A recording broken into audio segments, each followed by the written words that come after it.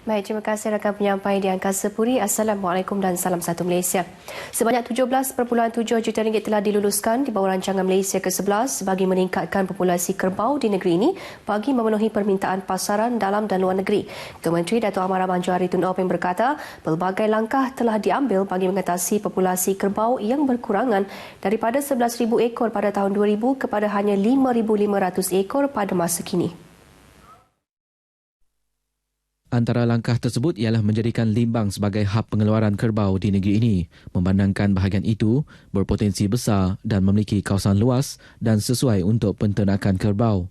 Dato' Ahmad Abang Johari berkata demikian pada perasmian Pesta Babulang dan Lumba Kerbau, Nakot Babulang dan Malam Kebudayaan di Kampung Batu Danau, Limbang.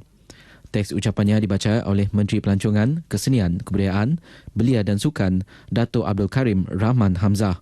Menyentuh mengenai Pesta Babulang, Ketua Menteri memuji penganjuran konsisten pesta itu saban tahun dalam usaha memartabatkan adat resam dan budaya masyarakat Bisaya kepada masyarakat luar.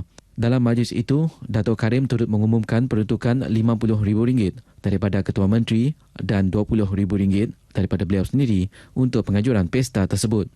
Turut hadir Ahli Parlimen Limbang, Hasbi Habibullah dan Adun Batu Danau, Paulus Palugumbang. Sambutan Ramadan di Bintulu turut dikongsi bersama masyarakat pelbagai kaum. Presiden Bahagian Bintulu Muhammad Yaakob Kari berkata, ini terbukti apabila pelbagai program yang diadakan menyaksikan penglibatan pelbagai bangsa dan agama. Mengambil contoh program Jelajah Ramadan Anjuran Radio Televisyen Malaysia RTM, turut dijayakan masyarakat bukan Islam dalam memastikan objektif program itu mencapai matlamat.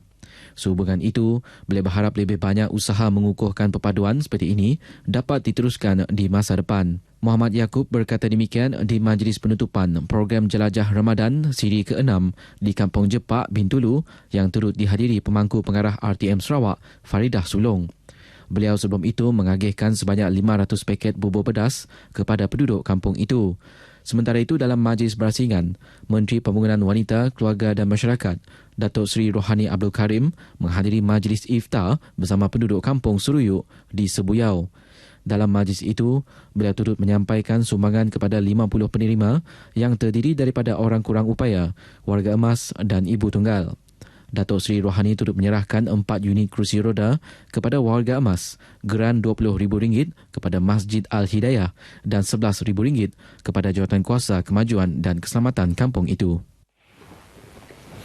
Baik, saudara, setakat ini dahulu sumbangan berita dari Sarawak untuk In 5 petang ini, dan untuk berita seterusnya kita kembali kepada rakan penyampai di Angkasa Puri.